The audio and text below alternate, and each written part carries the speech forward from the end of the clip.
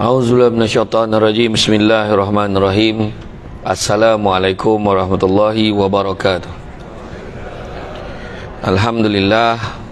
Alhamdulillahillazi arsala rasulahu bil huda wa dinil haqqi liyuzhirahu ala dini kullihi walau karihal kafirun walau karihal musyrikun walau karihal muslimun. Subhanaka la ilma lana illa ma 'allamtana innaka antal alimul hakim. Rabbi syrah li sadri wa yassir li amri wahlul 'uqdatam min lisani yafqahu qawli. Alhamdulillah, syukur kepada Allah Subhanahu wa taala, segala puji bagi Allah Tuhan sekalian alam. Salat dan salam ke atas junjungan besar Nabi Muhammad sallallahu alaihi wasallam. Masih banyak saya ucapkan pada bahagia Datuk Pengerusi dikasihi Puan Intan Suhaila binti Osman, Pengarah Lembaga Kemajuan Ikan Malaysia Negeri Johor. Mana satu Puan Suhaila? Oh tu ya, Puan Suhaila. Yang dihormati Tuan ACP Tuan Muhammad Zailani bin Abdullah, Komander Pasukan Polis Marine Wilayah 2. Dah balik ke lagi? Balik. Dihormati Encik Muhammad Azlan bin Amran, Wakil Pengarah Jawatan Perikanan Negeri Johor pun dah balik ni. Kan? Yang berusaha Datuk Muhammad bin Dolmat, Pengerusi Persatuan Nelayan Negeri Johor. Seterusnya seluruh wakil jabatan agensi, wakil pendaftar Lembaga Kemajuan Ikan Malaysia Negeri Johor, serta barisan pengurus besar Persatuan Nelayan seluruh Negeri Johor, para pemimpin masyarakat nelayan seluruh Negeri Johor, dan seterusnya sahabat-sahabat daripada Singapura yang sudi hadir pada petang ini. Daripada yang jaga mikrofon jangan risau, tapi aja saya memang mula gear 1. Dia takkan tahu yang menjoget kan. Sabar kan. Apa pun syukur sangat-sangat pada petang ini dapat kita bersama. Memang daripada dulu, untuk makluman semua, sebelum saya bergelar Syamsul Debat lagi, saya memang selalu dapat slot petang. Dia orang kata rugi bagi saya pagi, bagi saya petang. Jadi nak buat macam mana? Waktu petang kan orang baru lepas makan kan, baru lepas dapat pula, kalau kena pula dia dapat bilik kan. Kalau bilik hotel, payah kan. Macam mana pun ya, silakan. Kita dah nak habis dah ni. Saya gurau. Masuk. Jadi ramai juga ya. Jadi tanggungjawab dalam kita membentuk masyarakat sejahtera. Memang dah disebut, Nabi ada sebut, sungguhnya setiap seorang antara kamu adalah pemimpin, dan kamu akan dipertanggungjawabkan dengan apa yang kamu pimpin. Dan setinggi-tinggi jawatan sampailah serendah-rendah jawatan, semuanya akan dipertanggungjawabkan. Saya datang dari Negeri Sembilan. Kata adat banyak kiasan, ditunjuk dia tetapi bukan, bergulung pendek panjang direntangkan, memang takkan faham kalau tak direnungkan. Jadi apa yang saya cakap tu kenalah faham kan. Saya cakap tu kenalah faham. Sebab kadang-kadang cakap A maksud dia B, macam tu. Kena dengar habis-habis. Orang-orang lama dia faham tu. Macam kata Imam Malik lah. Imam Malik kata kalau nak berjaya dalam hidup ni kena ada 4 perkara. Kata Imam Malik. Orang dulu-dulu dia banyak pakai kata-kata berkias. Kalau meminang anak tu cakap, saya bukannya apa, budak ni masak nasi pun mentah lagi gitu. Makna tu kata yang paling halus nak reject pinangan orang. Orang sekarang minta maaf lah, saya tak setuju. Orang sekarang kan.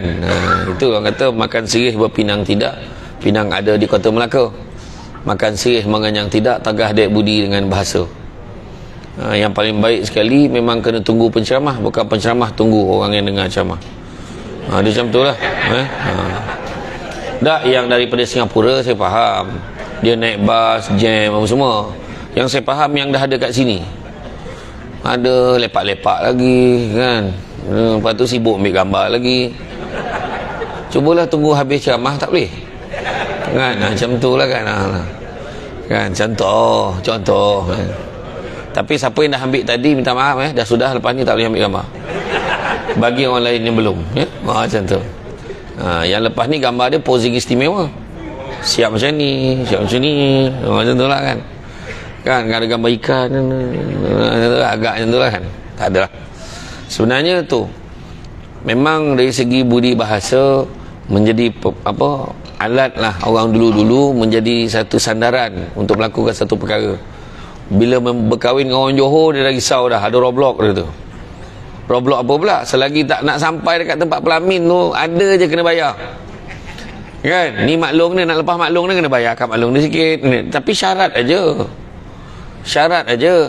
Apalah semua gila duit. Tak, kalau kau tak berduit, kau jangan kahwin dengan anak dara orang ni. Macam tu maksud dia. Itu kena faham. Kan? Bukannya kata orang tu nak duit sangat. Tapi nak bagi tahu, menggambarkan kita ni kena ikut lah. Setiap tempat berbeza-beza. Tapi kalau orang Johor macam ni, dia kata. Orang Negeri Sembilan macam tu, dia kata kan. Ada je ayat dia. Sebab kata orang, kat mana anjing menyalak, kat situ biar awak manjat. Maksud dia apa? Ikutlah adat dan budaya tempat itu. Kalau ada tempat tu ragam dia macam tu lah. Kalau dia kata 15,000 serba satu, ikutlah. Nak buat macam mana? Kasut sebelah kan, dah serba satu kan. Subang sebelah kanannya macam tu kan, kasut sebelah je macam tu. Maksud dia, habis nak buat macam mana? Serba sepasang dia kata. Serba sepasang pun cukup. Contoh. Jadi macam tu lah. Jadi bila dia cakap tu, dia tak direct. Macam jadi pemimpin ni kan, tak direct. Kena faham sendiri. Kata Imam Malik, nak berjaya dalam hidup ni 4 perkara. Pertama, kena ada kenderaan yang tangkas. Kedua, rumah yang lapang. Ketiga, pakaian yang cantik. Dan yang keempat, pelita yang menerangi. Puas lah mikir, kenderaan kita cukup tangkas ke tidak? Rumah kita cukup lapang ke tidak? Pakaian kita insyaAllah ada kot yang cantiknya. Dan kemudian pelita. Apa hal pula dah elok pakai lampu Swiss plug ni, semua nak pakai pelita pula balik? Rupanya maksud Imam Malik macam saya kata tadi, ada maksud yang tersirat di sebaliknya. Macam tu kan, maksud tersirat. Apa dia nombor 1? Bila kata kenderaan yang tangkas, bukanlah kereta ke bot yang kita bawa tu. Bot mahal, dia naik feri besar. Tak. Maksud kenderaan yang tangkas adalah akal fikiran yang cerdas. Akal ni akan pandu kita bawa ke mana-mana. Kan? Orang jangan cerita pasal nelayan kalau kau tak tahu pasal nelayan. Betul tak? Dia cerita macam ni lah, itulah, nelayan ni macam tu, macam ni. Dia tak pernah jumpa pun nelayan tu. Contohnya menteri lah. Menteri yang jaga hal ehwal nelayan, peladang, petani. Bercerita macam dia faham sangat. Cuba kau datang dulu, tanya dulu apa masalahnya, macam tu. Dalam kata orang dulu lah, kau bangang tu jangan tunjuk kat orang, macam tu kan. Macam tu poi porak orang, tanya dulu apa masalah kat sini, macam mana. Dia pun panggil pegawai, dia pun panggil lah Puan Suhaila, apa maksud dia orang macam ni, saya tak faham ni. Tak ada, kebiasaan dia macam ni, bermula dia kena macam ni, macam oh macam tu. Habis macam mana kita nak buat tu? Tak tahulah, memang pada dulu tak selesai masalah ni. Oh ya ke? Dah berapa kali dah tukar dah pengarah LKIM ni, tak selesai kan? Macam tu lah kan. Contoh lah kan, yang majunya ikan, nelayan tak maju kan. Contoh lah kan, ikan tu makin maju kan. Contoh lah. Jadi macam tu lah, kena gunakan akal. Yang kedua, bila sebut rumah yang lapang, Allahu Akbar, rumah banglo, rumah sebiji, tak. Masuk rumah yang lapang adalah kesabaran yang tinggi. Kena sabar banyak-banyak. Jadi pengarah kan, tiba-tiba orang lepaskan kemarahan kat Puan Suhaila. Puan Suhaila pun dia mendengar dulu, dia pun kena tengok. Tangan dia tu terikat, peruntukan banyak tu je. Lepas tu nak bagi dekat ramai, contoh lah kan. Macam tu. Sebab saya tahulah, saya pernah jadi pengarah dulu kan. Kita ni bertindak ikut prosedur dan asas dia. Jadi ketua bukan senang. Tapi nak macam mana Puan Suhaila? Sabarlah banyak kan.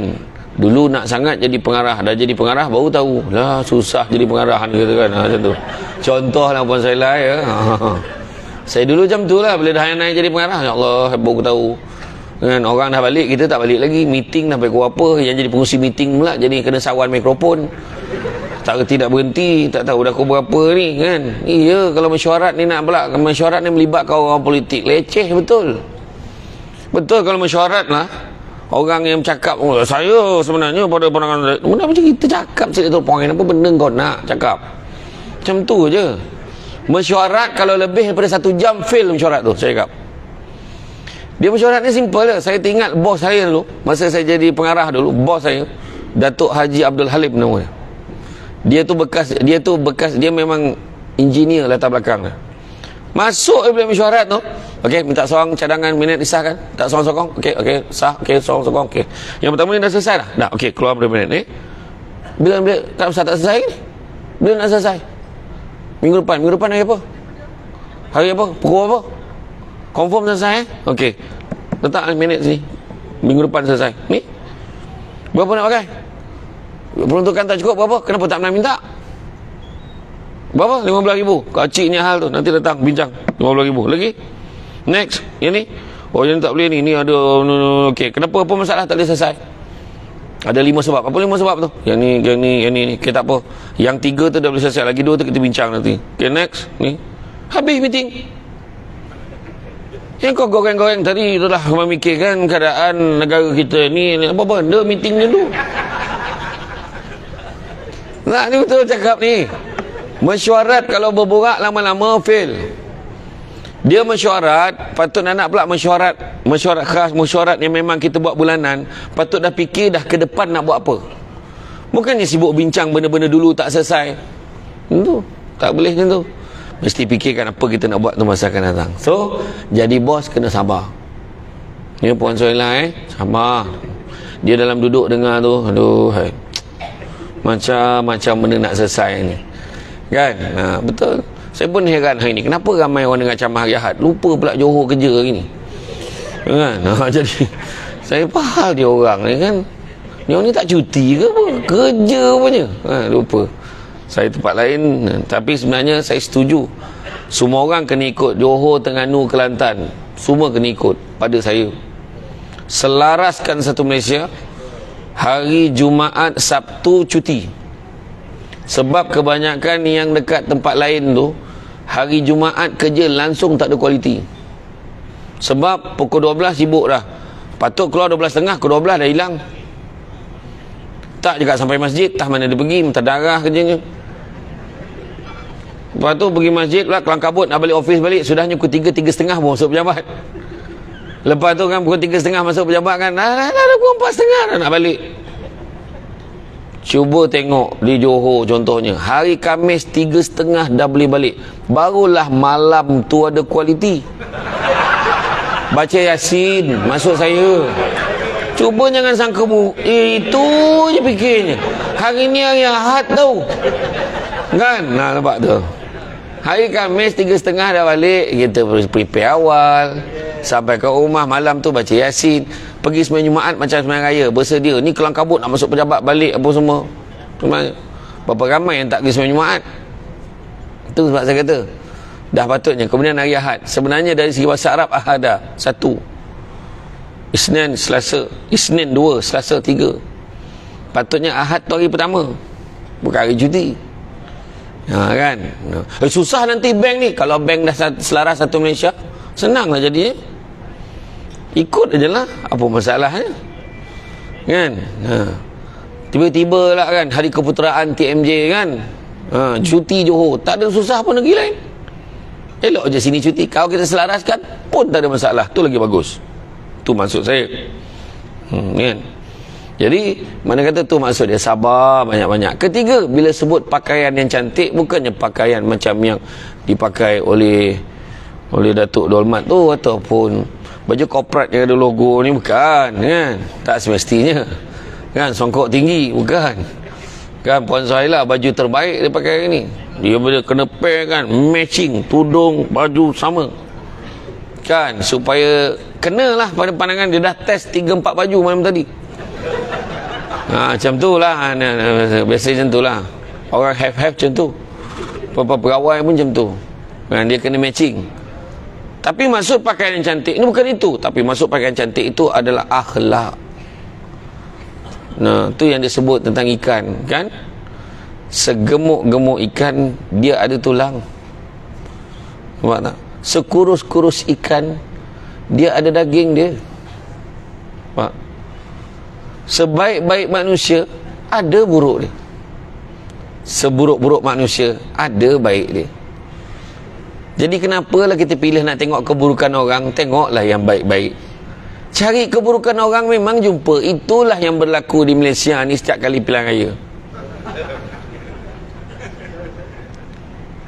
Untuk makluman semua, Malaysia adalah satu-satunya negara yang paling rajin tukar Perdana Menteri tahun penggal lepas. Dan Malaysia satu-satunya negara yang paling rajin pilihan raya. Jap pilihan raya, jap pilihan raya, jap pilihan raya. Tu belum campur lagi dengan insiden tu kan. Kenalah pilihan raya. Ni saja-saja pilihan raya. Pening kepala. Selaraskan balik semula lah. Jangan pening-pening orang kejap nak keluar, kejap nak keluar, kejap nak keluar. Sudahnya tu yang persentage jadi 60% itu. Kan? Nah, pada yang menang, pada yang kalah, sebenarnya keputusan hari itu tidak menggambarkan kehendak sebenar rakyat Malaysia sebenarnya. Sebab hanya 60% saja yang keluar undi. Sebab orang malas. Yang nyatanya orang malas melayan politik yang pening ni, kan? Termasuklah pengarah jadi pening kepala. Kejap macam ni, kejap macam tu, kejap macam ni, kejap macam tu. Federal kata macam ni, negeri kata macam ni. Alah, pening kepala, kan? Iya, betul, kan? Jadi itulah dia keadaan dia sekarang ni, kan? Jadi kita ni, saya bukan cerita politik lah, tapi maksudnya keadaan isu semasa, kan? Insentif kepada para nelayan, ayat dia. Dia punya insentif tu dia syok sendiri. Dia tak tanya pun apa nelayan nak. Itu patut settlekan dulu. Itu sebab kita dulu pernah buat dialog, tanya apa keperluan nelayan. Masa tu barulah bentang kena, baru kena dengan yang kata Madani tu tadi. Madani dengan Medeni lain, kan? Kan? Yalah, Medeni menakutkan, kan, kata bahasa Jawa, betul, kan? Ya, jadi makna kata barulah katanya Madani ini memikirkan tentang forum musyawarah dan memikirkan keinginan manusiawi, kan, menyelesaikan kehendak-kehendak masyarakat. So kenalah betul-betul tahu, buat soal selidik, pergi apa keperluan setiap sektor, termasuklah nelayan, macam tu, kan? Ni pandangan saya boleh cakap, pengarah tak boleh cakap, pengarah dengar je, kan? Pengarah kalau cakap macam tu besok dah kena tukar, saya je boleh sebut macam tu, kan? Memangnya. Jadi maksudnya pakaian cantik ni akhlak yang baik, kan? Apa ciri-ciri orang yang baik? Datangnya disambut, baliknya diiring, tak ada ditanya-tanya, bila ada disebut-sebut. Siapalah orang tu? Datangnya disambut, daripada tempat parking sambut lagi. Baik betul dia, kan? Balik diiring sampai kereta dia, baik betul. Bila tak ada ditanya-tanya, dia sampai mana dah? Bila ada disebut-sebut, beliau nak booking dia bukannya sekejap, lama. Jadual dia penuh, macam tu. Makna baik orang tu bila nama dia sebut-sebut. Saya bukan cakap saya. Contohlah puan saya lah, kan. Kalau kita buat kenduri kenara, puan saya lah pernah buat jamuan-jamuan, kan, dekat rumah, kan. Buat kenduri. Bukan semua orang tau yang kita akan berlari sambut dia bawa masuk dalam rumah kita. Melainkan yang betul-betul baikkan kita. Bukan semua orang kita akan hantar sampai kereta. Yang lain dekat pintu, okey, lelok jalan, macam tu je. Yang kita baik ni sampai ke kereta dia. Masuk, kau sampai nanti telefon. Satu sekali lah baik. Bila tak ada, dia tak ada, kau kat mana dah? Cepatlah, orang tengah ramai ni semua tunggu kau ni. Punya baik ni. Bila dah ada, okey, untuk makluman semua ni, kawan baik saya daripada kecil sampailah ketua ni lah kawan saya. Kawan dunia akhirat. Disebut-sebut nama dia. Itu maksud dia, orang yang baik. Tu saya kata nak buat macam mana sekarang, kan? Dunia dah semakin hampir kepada penghujungnya. Bayangkan ketika zaman Nabi, peristiwa Isra' wal Mi'raj, Nabi nampak seorang perempuan tua bongkok 3. Kemudian Jibril kata apa? Wahai Muhammad, itulah dunia, dah tua sangat dah, tunggu masa nak kiamat. Zaman Nabi dah tunggu masa nak kiamat, ni kan pula zaman kita. Tanda-tandanya banyak betul, kan? Banyak betul tanda-tandanya. Rumah makin besar, orang makin tak ada, pangkat makin tinggi, kearifan semakin kurang. Pangkat tinggi tapi tak arif, tak tahu apa. Nampak tak? Melancong satu dunia, jiran sebelah rumah pun tak kenal. Ya. Berkawan pun cukup ramai di media sosial, tapi teman sejati makin tak ada. Orang-orang lama je faham maksud teman sejati. Macam ni kau kata kawan, kenapa kau susah tak cakap dengan aku? Itu kawan. Sekarang padan muka kau, puas hati aku sekarang. Baru kau tahu aku siapa. Dia kata kan, nampak sekarang. Nampak tak? Pakai jam tangan mahal tapi tak pernah tepat waktu. Ya, lambat sampai. Bukan ni sahabat dari Singapura tadi, tak, maksud saya tadi ni general. Ya, betul tak? Tapi tak pernah tepat waktu. Air minuman makin banyak jenis, air bersih makin tak ada. Extra jos, tembici, tembikai leci, kopi kai, kopi campur tembikai, contoh kan. Makin banyak jenis. Apa kita tanda-tanda akhir zaman? Nabi sebut urusan umum diberikan kepada mereka yang bodoh. Macam tu Nabi kata. Orang tak pandai mengira jadi menari, tak pandai mati. Mana boleh. Susah macam tu. Akhirnya negara kita pun bertindak bagi orang yang pakar dalam bidang keuangan untuk jaga akaun. Betul lah, jadi menteri kewangan sepatutnya. Nampak tak? Dulu kita tengok keadaan yang macam tu, tanda-tanda akhir zaman. Seorang ibu melahirkan tuannya. Bayangkan, maksudnya apa? Anak dah haka ramai betul, mengarah mak dia, masaklah mak, lapar ni. Kan saya bagi mak jaga anak saya. Apa masalah? Mak kan saya bayar duit. Tak cukup ke yang saya bagi tu? Nampak? Betul tak anak tu jadi tuan pada mak dia? Mak pula, mak ingat nak cuti lah minggu ni. Apa hal? Mak minta cuti dengan anak. Dah terbalik ke tu dunia ni? Seorang ibu melahirkan tuannya. Tu belum cerita lagi, dah elok-elok lahir senapang, sibuk dah jadi perempuan. Lambat dah elok lahir senapang, nak dibuang senapang tu. Iya, halkum ni dibuang, operate buang halkum. Tak pening kepala. Dekat airport elok pakai jubah, tiba sampai depan Kaabah pakai telekung. Tak pening kepala. Tapi bukan orang Malaysia lah, orang Thailand dengan Australia macam tu lah bunyi. Nyampak betul. Tanda-tanda terlalu banyak. Tu sebabnya hari ini kita ni sebagai pemimpin pun kena betulkan diri kita. Akhlak kita kena baik. Kita kena baik dengan semua orang. Sekarang ni ciri kepimpinan bukannya secara dulu. Kalau kita ingat teori apa, teori Maslow dulu kan, dia lain dah. Dia tak boleh lah teori macam piramid tu, yang atas mengarah yang bawah, bawah arah bawah. Tak ada lagi dah. Sekarang ni semua ni konsep komunikasi dua hala. Semua konsep menyelami denyut nadi orang bawah. Sekarang kena tahu.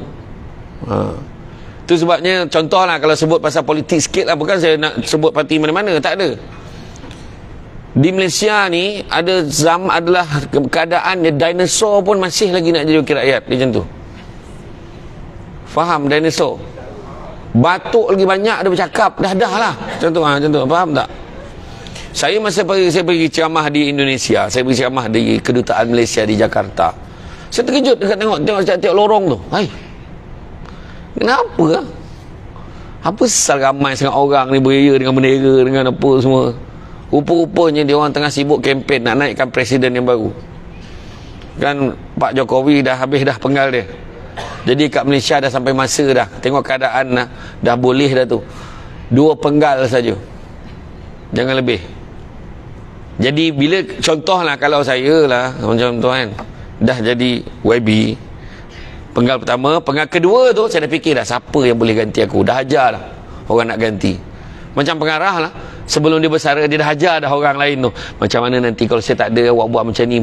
Dia dah mula dah ajar yang nombor 2 tu pergi meeting gantikan dia. Dah cuba fikirkan macam mana. Lepas tu pandang pandangan, tanya pandangan, macam tu lah kan. Lepas tu dah jadi ahli parlimen, dah lah, tak salah jadi adun kan. Pilih satu, nak adun ke nak ahli parlimen, sudah, baru fokus. Betul, itu sepatutnya pada pandangan saya. Dah lah pening kepala. Semua nak ketua kampung ada banyak brand. MPKK, JKKP, apa benda? Dalam satu kampung ada 5 jenis ketua kampung, 5 jenis. Nak ajak semua ke? Siapa yang, wah dia peruntukannya lebih, peruntukannya kurang, macam mana macam tu? Dia akan memecah belahkan lagi masyarakat. Tu pandangan saya. Betul tak? Jadi cukup itu sebabnya yang sebenarnya kestabilan tu yang paling penting. Kita ni nak masyarakat kita ni bersatu padu. Sebab sekarang ni, jadi keadaan sekarang ni, masyarakat ni politik 24 jam. Ni bukan cerita politik, tapi maknanya akhlak ni yang kita nak cerita tadi tu, maknanya kita pentingkan apa? Pentingkan orang bawah ni, masyarakat ni. Akhlak yang baik ni yang akan mentadbir masyarakat. Jadi bila kita kata tadi pakaian cantik adalah akhlak. Dan yang keempat, pelita yang menerangi. Apa maksud pelita menerangi ni? Maksud pelita menerangi ni adalah ilmu pengetahuan yang tinggi. Kena ada ilmu. Cantik teluk pantainya landai, tambat perahu tepi kuala. Biarlah buruk kain yang dipakai, asalkan penuh ilmu di dada. Kenalah belajar, kan? Macam Samsul Debat ni, dia tak pandai. Mana ni yang pandai? Dia pandai debat, okey, bolehlah ngajar orang lain debat. Tapi bila saya dipilih jadi pengarah, bila saya interview lulus jadi pengarah tu, saya kelang kabut tanya, jadi pengarah ni macam mana? Saya telefon orang lain, jadi pengarah undang tu macam mana? Dia kena jadi head department ni, apa yang kita kena buat, apa yang kita kena tahu, kena tanya orang lain, kena belajar, kan? Sikit sebanyak kena belajar. Kain songket benang sutera, lilit sabalit buat selempang. Ilmu yang banyak jadi cahaya, walaupun sikit menjadi terang. Kenalah belajar, kan? Ya, bukan kata Samsul Debat ni pandai sangat. Yang depan saya ni, yang saya nampak lagi putih rambut dia, kan, lagi mendalam ilmu dia. Yang hitam tiba-tiba tu lain macam lah, kan? Yang tu dia hitam sebab nak datang hotel New York, kan? Bukan senang nak camah kat New York ni, kan? Saya bangga betul lah dapat camah kat New York ni, kan? Rasa jauh betul, kan? Up sikit lah, kan? Tu dia kata tadi. Makna kata yang Singapura tadi pun bawa shop pasport, tak sangka sampai New York, kan? Tadi berjalan gimana tadi yang lambat ni, kan? Bagaimana tadi? Shopping. Yalah. Pergi kat mana shopping tadi? Angsana. Untuk makluman orang Singapura, orang Malaysia dah tak pergi Angsana dah. Kita ada Paradigm Mall, kita ada apa lagi? Itulah saya pun tak tahu sebenarnya. Kan, tapi tak apalah, di Angsana barangnya banyak, kan, murah-murah. Maknanya lepas habis ceramah ni memang terus balik lah. Ke mana? Mana pergi mana? Mid Valley. La ilaha illallah. Orang Singapura ni dia memang macam tu, kan? Saya pernah pergi Singapura, dia orang kata Singapura ni Ustaz bawa kereta laju-laju, insya-Allah 1 jam lebih dah settle satu Singapura. Oh ya ke? Tu yang kami suka pergi Malaysia. Kan? Malaysia banyak tempat. Malaysia ni orang duduk macam-macam tempat. Macam di Johor ni, Dam Parit pun orang duduk. Di Perak dekat dinding pun duduk. Dinding, lumut, semua tempat ada orang duduk. Betul? Di Melaka Paya, ada orang duduk kat Paya. Paya rumput, Paya dalam, Paya lebar. Kat kandang pun duduk. Di Melaka. Iya tak, tu uniknya Malaysia, kan? Itu macam tu lah. Terima kasih lah. Tapi kebanyakan orang Singapura pun ramai yang ada saudara-saudara asal usul pun daripada sini pun, kan? Terima kasih lah kerana sudi hadir. Ya, ada bayar belum? Kena bayar tau camah ni. Aduh, gurau. Bergurau. Tak adalah, tapi dia kena bayar ke tak? Bincang tepi.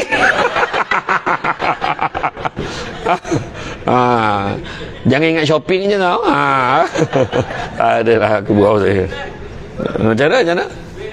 Duit dah habis. Mana boleh habis? Dia nak pergi Mid Valley tau. Mana boleh habis, kan? Tak betul lah. Kan apa-apa pun ni lah. Bukan apa, hidup kita di dunia ni tu lah dia. Gembira. Jangan pening-pening kepala. Kan? Kita ni nak mewujudkan masyarakat sejahtera ni, tu kita cerita tadi bukan kata nak serius pun, kita cerita ni nak bagi tenang hati kita. Sebab dalam hidup kita ni ujian akan datang. Jadi pemimpin lagi lah, ni pemimpin masyarakat ni, kalau tahulah jadi pemimpin masyarakat macam ni, ya Allah, kadang tak ingin aku. Dia datang package dengan makin hamun orang ramai ni. Depan kita bukan main baik dia, belakang dia hamun kita, tak boleh pakai tu. Mati lagi baik. Jadi ketua betul. Salam depan kita, cium tangan, berjilat bukan main ni. Kan, dekat belakang macam-macam dikutuk dia. Tapi apa dia? Jangan risau. Semua tu pahala. Orang kutuk kita, orang cakap kita macam-macam, kita ni ketua ni, semua pahala. Kita fikir satu je, ya Allah, aku niat ni buat baik, niat kerana-Mu ya Allah, dapat pahala ibadah. Macam tu je. Benda baik diizinkan oleh Allah, niat kerana Allah, dapat pahala ibadah. Tu je. Itu sebabnya rugi kita kalau kita lupa nak niatkan apa yang kita buat ni sebab kerana Allah Ta'ala. Kalau kita tak takbirkan masyarakat, siapa lagi nak buat? Siapa lagi nak buat? Kalau pun Suhaila tak nak bagi orang nombor 2, saya pun tak nak jadi pengarah, semua tak nak jadi pengarah, macam mana siapa nak buat? Itu sebab penting, semua tu penting. Macam yang bas Singapura ni tadi kan, dia ada ketua dia dalam bas tu tadi, dia dah pilih lah. Okay, semua dengan cakap saya, kita datang sama-sama sedebat, nanti duit-duit yang kita nak bayar tu kumpul dekat puan apa, dia dah cakap dah, satu kepala $500 Singapura, bukannya Malaysia. Ingat murah ke Sedebat? Mahal tau. Tak ada lah gurau je, gurau. Tak ada lah bergurau. Tak, tapi maknanya dia akan susun juga ketua dalam perjalanan tu, dalam bas, siapa yang baca doa jalan, doa mudahkan perjalanan, macam tu lah ya. Jadi mana kata kena ada ketua. Ketua. Kalau kamu bertiga, maka lantiklah salah seorang padanya menjadi ketua, Nabi pesan. Apatah lagi yang lebih ramai, kan? Yang lebih ramai. Kalau tidak kan, kalau dah semua ketua, dah semua berucap, susah juga. Semua berucap, dipersilakan ketua kepada ni, ketua ni, ketua ni, ketua ni, semua nak bercakap, tak boleh, kan? Jadi itu dia. Jadi mana kata dalam hidup kita ni, tuan-tuan dan saudara, kita ni jadi pemimpin sampai bila pun kita kena ingat, benda tu adalah perkara yang paling berat sekali kita nak buat, dan kita akan dipertanggungjawabkan. Tu sebabnya jangan fikir pasal kedudukan tu lah. Kedudukan tu satu perkara sebenarnya. Bila jadi ketua, kita meletakkan diri kita sebenarnya lebih rendah daripada orang sebenarnya, bukan lebih tinggi. Orang yang menaikkan kita rasa kita tinggi, tapi kita kena rasa diri kita rendah. Sebab bila kita rasa diri kita rendah, kita lebih mudah. Sebab apa? Kita rasa kesusahan orang lain. Pergi tanya, oh ni masalah dia, macam mana nak buat ni? Kita pun masukkan dalam checklist kita antara perkara-perkara yang aku kena selesaikan. Bila kita buat, contohlah kita dah ada 600 perkara kita nak selesaikan, kita sempat selesaikan 50, baru selesai yang ke-83, bertukar pula kerajaan sekali lagi. Contohnya, dah nama kita tak jadi ketua kampung. Bila kita tak jadi ketua kampung, jangan kita kau dagang kau, siap kau ambil jawatan aku bukan, jawatan kita ni pinjaman. Bila ada orang lain naik, alhamdulillah, kita salam dia, tahniah, semoga dapat menjalankan tugas dengan baik. Cuma boleh tak kita nak bincang sikit? Apa dia? Nak beritahu, saya adalah ni senarai perkara saya nak selesaikan, ada 500 perkara, saya baru sempat buat 83 je. Yang 84 dan ke atas sampai ke 600 ni, boleh tak saya serahkan kepada kamu untuk sambung? Dan kalau ada lagi benda-benda baru, tambah je lah kat senarai tu. Boleh? Itu sepatutnya. Jadi maknanya kata kita pun lega. Kita pun beritahu semua masalah puan apa semua yang dulu tu, semua saya dah serahkan dah kepada ketua kampung yang baru, kepada pengurusi yang baru. Macam tu kita fikir. Itu sebab macam Puan Suhaila, bila kalau nanti dia bersara, berapa tahun lagi, lambat lagi Puan Suhaila nak bersara katanya. Berapa tahun? 20 tahun lagi, 19 tahun lagi nak bersara. Nanti hari last day dia akan begitu, file serah tugas tu, nota serah tugas, kena bagi apa yang dia dah buat, apa selama ni dah buat, apa lagi yang sedang buat. Saya dulu di Seremban, saya jadi pengarah undang, saya salah seorang yang terbabit untuk buat kertas kerja untuk naikkan Seremban dan Nilai jadi bandaraya. Dan lepas saya dah bersara,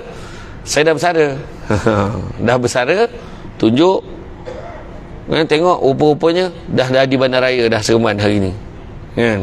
Tapi saya tak sempat lah. Tapi saya buat paper tu bersama dengan sahabat-sahabat saya dulu, kan?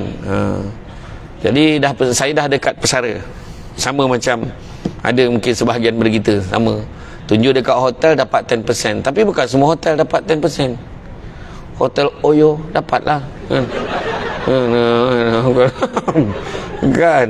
Kata hotel yang New York ni saya tak pasti boleh dapat ke tak, tak pastilah kan. Tapi sebab hotel luar negara, saya tadi ada kat terfikir nak minum kat luar-luar ni, nampak macam banyak kedai-kedai warung, tapi boleh tengok dekat-dekat tu lain macam airnya. Kan takut aku camah kan, jadi semua pahala pula kan. Ui, tak boleh jadi ni. Tu cari, saya sampai tadi sebenarnya pukul 10 lebih, pukul 11 saya dah sampai. Itu saya kata tak apa, kita pergilah. Lepas tu saya nampak macam orang Singapura je yang shopping kat sana tadi. Macam tu lah kan. Cerita kan, cerita. Tak adalah, saya pun pergilah tadi, tak ada masalah pun. Okey, saya suka di suasana Johor Bahru ni, saya suka. Jadi balik kepada kisah kita tu tadi. Kalau kita lihat kan, Jibril pernah berpesan kepada Nabi, iaitu merupakan pesanan untuk kita semua. Apa pesanannya? Dia kata, hiduplah sesuka hati kamu, kerana sampai masanya kamu akan mati. Kedua, sayangilah, cintailah sesiapa sahaja sesuka hati kamu, kerana sampai masanya kamu akan berpisah dengannya. Dan yang ketiga, perbuatlah sesuka hati kamu, kerana sampai masanya kamu akan dibalas atas setiap perbuatan kamu. Maknanya semuanya akan ada balasan untuk kita. Yang nombor 3 tu tadi, kita buat baik, dibalas baik. Tapi ialah ada setengah fahaman selain pada agama Islam, dia percaya hukum karma. Dia kata buat baik balas baik, buat jahat dibalas jahat. Tapi dalam Islam tidak semestinya begitu. Buat baik akan dibalas baik, kita yakin balasan daripada Allah tu tentu baik. Dan tidak semestinya kita dapat kebaikan atas dunia. Kadang kita diuji dengan kesusahan. Wah, kita tolong orang, bukan tak tolong orang, tapi susah juga yang kita dapat. Itu juga kebaikannya. Contoh, kita kumpul duit, baik. Kita semayang, bagus. Tiba-tiba kita nampak muka dekat dalam media sosial tu, gambar serbat macam ni, pelaburan patuh syariah, bayar 300 sahaja, dia kata. Tidur malam, esok pagi dapat ribu-ribu, dapat 7,000, 8,000, 9,000, 10,000. Oh, dia kata. Ramailah yang kena tipu. Bila kena tipu, dia mula dia masuk 5,000, dia masuk 10,000, dia yakin akan dapat pulangan berganda. Tiba-tiba kena tipu kat orang. Benda tu dah tentulah tak baik bagi kita. Tapi dalam Islam kena percaya itu ada kebaikannya. Apa kebaikannya? Bila kita kena kita susah, apa yang baiknya? Baru kita tahu siapa sebenarnya yang bersama dengan kita waktu kita susah. Siapa yang datang dekat kita bila kita susah. Siapa yang datang tolong kita waktu kita susah. Makna betul lah tu kebaikannya. Dan paling tidak, bila dah kena tipu macam tu, ya Allah, aku tak nak kena tipu macam ni lagi. Kita akan lebih berhati-hati. Tentu ada kebaikannya. Daripada orang yang tak kena tipu, konon macam dia okey je, rupa-rupanya bila dia dah kaya betul, kena tipu sekali, habis semua. Ada seorang sahabat yang saya kenal, dia bekas jutawan, kena tipu. Kontraktor kena tipu kat kawan-kawan sendiri, tipu projek. Akhirnya rumah, kereta, semua kena tarik, kena ambil. Akhirnya dia, yang saya respect dia tu, walaupun dia dah jadi macam tu, dia tak malu keluarkan anaknya daripada kolej swasta masuk pada ke sekolah biasa. Kemudian dia sendiri tak malu bertukar karier daripada orang yang kaya raya bawa kereta besar jadi tukang kebun dekat satu pejabat. Bayangkan. Dan bila dia buat macam tu, apa kebaikannya? Apa kebaikan macam ni? Teruklah ni. Tak. Kesabaran dia, tengok anak-anak dia berjaya, seorang berjaya. Dan kemudian anak dia kembalikan balik, mak ayah dia duduk balik dekat rumah yang dulu pernah kena lelong tu. Itu saya kata tadi, ada kebaikannya. Seorang budak balik daripada ambil keputusan peksa, maknya pun kata, ya Allah, berikanlah keputusan yang baik untuk anak aku, ya Allah. Dan dia yakin dengan keputusan tu. Akhirnya anak dia sampai, muka bonyok. Kenapa? Macam mana Rizal? Maaf ya mak. Kenapa? Apa? 9E. Maknya kata Alhamdulillah. Nak buat macam mana? Dah takat tu ya otak kau. Mak redha dengan kebodohan kau ni. Mak dia cakap macam tu kan. Jadi dia terkejut mak dia tak marah. Ni saya nak bagi faham konsep Islam ni. Dia dah doa, ya Allah berikanlah anakku keputusan terbaik. Anak dia balik bawa 9E, dia yakin itulah keputusan terbaik. Alhamdulillah. Dia Alhamdulillah 9E. Yang anak ni pula, ya Allah mak aku tak marah aku. Kenapa mak aku tak marah aku? Dan tiba-tiba timbul rasa penyesalan dalam hati dia, kenapa dulu aku tak belajar betul-betul, kenapa aku bagi mak aku keputusan yang teruk macam ni. Diam-diam sambil dia bekerja, lepas SPM tu dia kerja part time, sambil-sambil tu dia belajar malam, dia ulang balik paper dia tu. Ada beberapa subjek tampal, paper Julai dah tak ada, paper Jun sekarang ni. Dia buat surat ke sijil tampal dia, BM matematik bahasa Inggeris dia tampal, dia dapat masuk satu college, sambung belajar. Daripada college dapat masuk universiti. Akhirnya dia keluar, dia ada segulung ijazah, dia dapat kerja yang baik dan dia berbakti kepada kedua ibu bapanya. Maka betul tak 9E tadi sebenarnya keputusan yang baik. Keputusan yang baik sebab dapat sedarkan dia. Kemalangan, orang cakap kemalangan tak baik. Memanglah, siapa cakap kemalangan tu baik? Tapi hikmah di sebalik kemalangan tu. Ada artis kan, dia terbalik kereta dia dekat highway, lepas tu langsung berhijab dia. Dia ingat dia dah mati dah, dia dekat dengan kematian. Tapi Tuhan bagi dia kesedaran. Orang Melayu kita ni pelik sikit. Orang Melayu kita ni pelik sikit. Bila nak berubah tu dia tunggu sampai apa? Tunggu sampai apa? Kalau nak berubah lah, tunggu sampai seru. Ayat yang sampai seru. Contohnya kalau accident terbalik dia selamat, tu seru lah tu kan. Accident terbalik selamat, mujur selamat, kau mampus terus. Takkan nak tunggu accident, takkan nak tunggu berlaku tragedi baru nak berubah kan. Jadi bila orang cakap saya tunggu belum dapat petunjuk lagi ustaz, dia petunjuk ni tak cukup ke Quran jadi petunjuk kat kita? Tak cukup ke macam-macam insiden orang keliling kita jadi petunjuk kat kita? Contohnya lah kemalangan yang kapal terbang menjunam jatuh tu kan, tak ada siapa sangka dah nak landing sangat. Dan untuk makluman semua, jalan Elmina Guthrie tu boleh kata setiap minggu saya lalu situ bila nak pergi ke utara. Saya mikir kan, kalaulah aku dalam perjalanan pergi tu nampak kapal terbang tu ngam-ngam depan aku macam, contohlah saya fikir macam tu je. Penceramah terkenal antara yang terbabit dalam kemalangan tersebut, contoh. Mungkin lah nampak tangan saya macam tu kan, ada orang share tu kan, cukup lah, jangan share lagi. Keluarga tu rasa aib dah, tak usah share lagi dah. Kita tahu dah keadaan yang memang ada yang tak sempurna, hancur dan sebagainya, rentung dan sebagainya. Memang impak dia kuat betul, bergegar CCTV orang keliling tu nak tunjukkan, kuat betul. Yang bawa Grab tu lagilah, siapa sangka dia tak naik kapal terbang pun kan, dia terbabit kat kemalangan tu. Tu kata dia sebenarnya dalam hidup kita ni, kata ulama terdahulu, kita ni ada 99 perangkap kematian. 99 perangkap kematian. Contohnya tadilah, kebetulan kita lalu dekat tu, lepas kita potong kereta tu kena kapal terbang tadi. Kita depan, sikit lagi. Contoh, kereta kita potong kereta tu, kereta tu terbabit, berderet-deret semua, accident langgar lori minyak, terbakar semua. Tu belum cerita flyover jatuh tu kat Malaysia jadi tu. Flyover jatuh kena kat kereta tu, lepeh. Kereta tu baru lalu kat highway tu, masa tu tengah pembinaan, terlepas jatuh kena kat kereta tu. Pergi camping, terjun dekat dalam sungai, kita seorang yang timbul, yang lain tak tertimbul lah kan. Terlepas satu lagi pangkat kematian.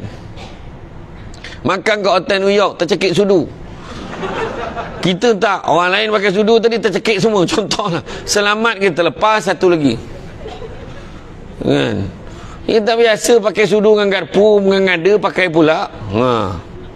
Nak kena nak orang putih, jolok langsung tersekat, mati terus, contoh kan. Ataupun tiba-tiba kena gas. Kita kebetulan kita pakai mask, orang lain nak kena, gas beracun, mati seorang-seorang, terlepas kita satu. Itu maksud ulama tu, kita terlepas 99 perangkap kematian. Ada yang terlepas, ada yang tak terlepas. Tetapi selain pada 99 ni, ada satu perangkap yang tak mungkin manusia terlepas, iaitu perangkap usia tua. Lepas tua confirm mati, tak ada lah yang muda balik ke apa semua, tak ada. Dan yang paling hebatnya tentang itu, yang paling orang kata paling hebatnya kuasa Allah adalah tidak ada siapa yang tahu dia mati bila. Tak ada siapa yang tahu. Orang tu sebabnya orang yang pesakit kanser je Allah Ta'ala bagi kelebihan Pesakit kanser. Siapa yang ada isteri, suami, saudara mara dia yang meninggal sakit kanser, anak murid debat saya di USIM, Universiti Sains Islam Malaysia, dia pernah buat kajian, lebih 90% mereka yang meninggal dunia akibat kanser akan meninggal pada hari dan bulan yang baik. Cuba tengok, dia sama ada Isnin, Khamis, Jumaat, Rejab, Syakban, Ramadan. Betul tak? Cuba tengok antara tu. Sebab apa? Sebab kebanyakan orang yang sakit kanser ni, kalau yang dah tak ada harapan ni, doktor dah cakap dah, ni kalau ikut penelitian saya lah, antara 2 ke 3 bulan je lagi. Tak ada siapa yang tahu exact date, tak ada. Antara 2 ke 3 bulan je lagi. Kalau dia boleh tahan pun paling lama 3 bulan. Tapi ada je yang 5-6 bulan. Doktor ni manusia, tapi dia bertahan. Macam mana tak mereka ni hebat? Allah Ta'ala bagi kelebihan. Dia bila dah dengar macam tu, dia tak ada fikir dah pasal dunia ni. Mak, nanti keluarkan duit tu mak, keluarkan duit tu berapa ribu, 60 ribu mak keluarkan. Semua keluarkan. Kenapa pula? Nanti 20 ribu mak dengan ayah nanti pergilah umrah. 20 ribu tu ambil. 10 ribu bagi ke Along. Along kata itu dia nak buat bisnes, itu dia nak pakai modal, bagilah 10 ribu tu. Yang balance lagi 30 ribu tu minta tolong mak ya, 28.500 tu, 29.500 mak tolong bagi 1,000 dan 500 bagi dekat pusat-pusat tahfiz dan masjid-masjid yang sedang dibina. Mudah-mudahan adalah saham dia setiap masjid dengan pusat tahfiz tu. Habis lagi 500 lagi. 500 tu tolong top up telefon. Kenapa pula? Saya nak telefon seorang-seorang sahabat saya dengan saudara mara semua, saya nak telefon sana, minta maaf hujung rambut sampai hujung kaki. Maka betul tak itulah kematian yang terbaik? Nabi sebut manusia yang paling cerdik adalah manusia yang sedar dia akan mati dan bersedia dengan kematiannya. Macam tu juga kita jadi ketua. Kita jadi ketua, kita akan mati, akan ditanya, jadi ketua dulu macam mana? Apa yang kau buat? Aku ikut-ikut je. Pergi kursus, pergi kursus. Kau pakai baju sama, aku pakai baju sama. Kau makan, aku makan. Kau buat kerja tak? Lantak lah dia, kejam je. Contoh lah kan. Tak boleh. Tuhan akan tanya tanggungjawab kita. Jadi ketua keluarga, Tuhan akan tanya. CEO rumah tangga, Tuhan akan tanya. Siapa CEO rumah tangga? Suami. Siapa pengarah rumah tangga? Isteri. Suami CEO je, tapi pengarah lagi power daripada CEO kat rumah ni. Dia tahu awal rumah tangga tu, semua dia tahu. Semua kena tanya. Sebagai ayah kena tanya. Sebagai mak kena tanya. Sebagai suami, sebagai isteri kena tanya. Sebagai anak pun kena tanya. Semua kena tanya. Mana boleh tak tanya? Ada 3 soalan Tuhan akan tanya pada kita bila dah mati. Soalan pertama tentang nikmat. Nikmat apa Tuhan tanya? Pertama, nikmat umur. Wahai Maryam. Mana nama Maryam sini? Okeylah. Fatimah. Mana Fatimah? Wah, dia belakang tu Fatimah ni. Akhirnya ada. Saya tidak ada heran ni nama apa ni, Fiona ke apa? Wahai Fatimah, kamu hidup dulu umur berapa lama? Macam mana kamu habiskan? Tuhan akan tanya. Umur berapa lama hidup? Macam mana kita manfaatkan umur tu? Tuhan akan tanya. Kedua, Tuhan akan tanya nikmat muda. Masa muda dulu buat apa Suhaila? Contoh, Puan Suhaila pun kena tanya. Saya masa muda dulu kat universiti, saya belajar, saya study dekat UPM UiTM mana? Shah Alam. Saya kat UiTM Shah Alam section 1. Kan? Dulu ambil kos apa? Meskom. Macam mana pula Meskom lah boleh jaga LKIM ni? Betul lah tu, betul lah. Dulu PTD Oh tak juga.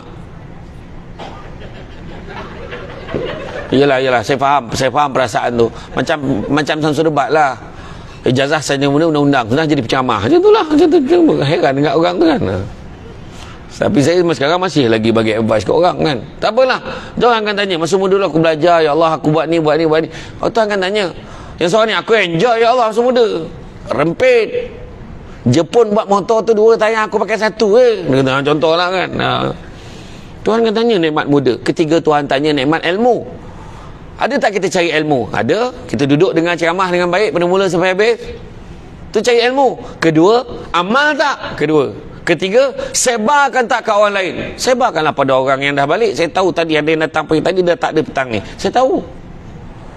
Ada kan? Tak ada. Ada. 1-2 ada hal dia sibuk mengalahkan Perdana Menteri.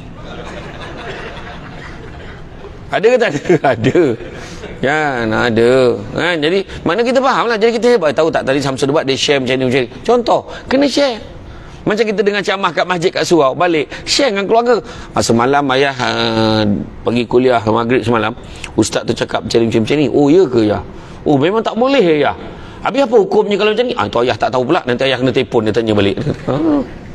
Iya, budak-budak sekarang tanya soalan canggih-canggih. Kan? Ayahnya macam ni, tengah relax, macam sok khabar, tengah main handphone. Assalamualaikum ya. Salam. Ada anak kecil lagi boleh sekolah. Engkau dari mana? Lafaz Ain. Main. Kau belajar dengan siapa? Ustazah Jamilah. Ustazah Jamilah yang lawa tu. Dia kata. Kau belajar pasal apa ni? Pasal malaikat. Oh ya. Cuba ayah nak tanya sikit, malaikat apa kau belajar ni? Malaikat Jibril. Ayah nak tanya, Jibril apa kerja Jibril? Malaikat Jibril. Malaikat Jibril menurunkan wahyu. Pandai anak ayah. Macam tu lah. Tapi ya kan? Dah mula dia tanya. Apa? Tak ada lah kan, lepas kewafatan Nabi dah tak ada wahyu turun dah kan. Betul lah tu. Habis kan Jibril buat apa? Sudah dia tanya soalan ni. Dia boleh tanya Jibril buat apa? Huru-hara bapak. Macam ni lah, kau pergilah tanya mak kau. Itulah cara jawapan orang yang pencen ni kan. Yang mak ni pula terdengar, berlari pergi kat sinki, bawa basuh pinggan. Mak memekal kau pergi tanya ayah kau lah. Yang ayah mengigil pegang telefon. Ayah cakap lah, ayah Jibril buat apa? Jibril buat apa? Dia tak puas hati selagi tak dapat jawapan tu.